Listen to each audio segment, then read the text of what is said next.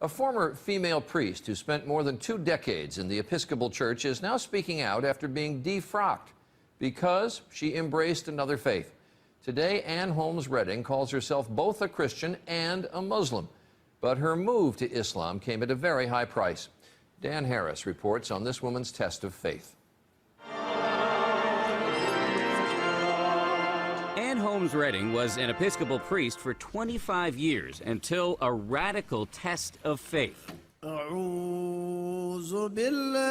Several years ago, while she was mourning the death of her mother, she was trying out an Islamic meditation technique that she'd learned in an interfaith class.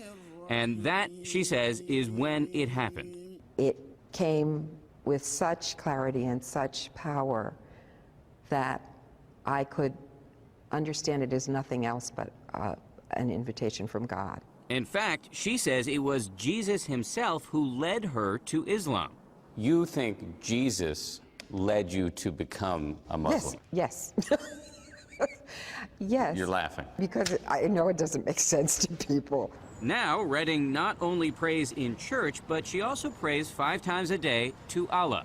In Islam, Jesus is viewed as a prophet. Yes. Not as the Son of God. Yes, you're right. So yours is a radical rethink of the Christian scriptures, a rethink that a lot of people would call heretical. Yes, and do. Loudly. This spring, the Episcopal Church revoked Redding's right to be a priest. Being defrocked, I would imagine, was a pretty traumatic experience. Yes, that's an understatement. To imagine not being involved intimately in the lives of believing people, helping them understand their relationship and calling, baptizing babies. It's a big loss. It's a huge loss.